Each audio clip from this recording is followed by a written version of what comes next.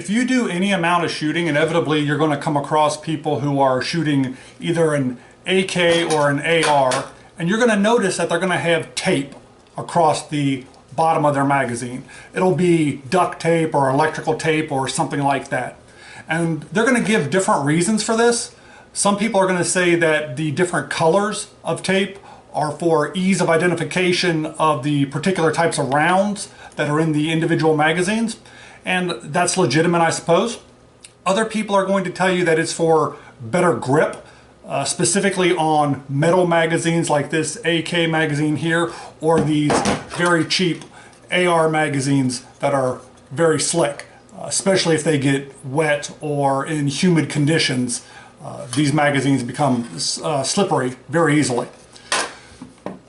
The problem with using electrical tape or duct tape is, first of all, it's kind of unsightly. Second of all, in different temperature extremes, it'll start to peel or come off over time. Specifically with duct tape, what you're going to get is you'll see the guys who've got the duct tape on the magazine and it'll be frayed, or the threads of the tape will start to show through. And it just looks bad, to be honest with you. So I'm going to share with you a little tip that I use. And again, this is not for identification of the rounds that are in the magazines. It's strictly to make the magazines easier to grip. Here it is. As you can see, that is simply a bicycle inner tube that has been cut and slipped over the end of that magazine. Now, you can cut that to any length you'd want. You could go up the entire length of the magazine if you wanted to, or just right here at the bottom, and that creates a very grippable surface. Real nice. You're not going to have to worry about that wearing. You're not going to have to worry about that fraying or rubbing off or anything like that. If you wanted to, you could take a silver Sharpie marker and write on it if you wanted to identify the rounds that were in the magazine. That'd be totally up to you. But that's it. Real nice, looks clean, looks good, lasts for a very, very long time. Now, if you're not a cyclist, it's good to keep in mind that bicycle inner tubes actually come in different sizes. I don't know if you can see that, but there's actually different sizes there.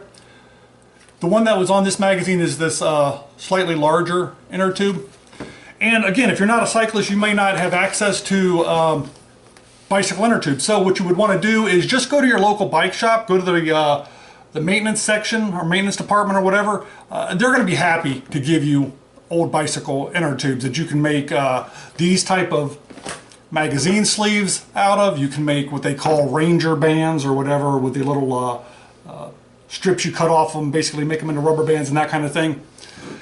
And that's it. So again, just a little quick tip for your magazines, if that's what you want to do. If you're trying to add just a little bit of grip to the bottom of them, again, that is super, super grippy.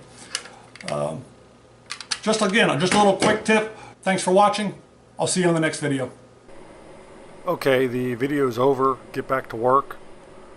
You've got stuff to do. You don't need to be hanging around here. But before you go, hey, how about hitting that thumbs up button?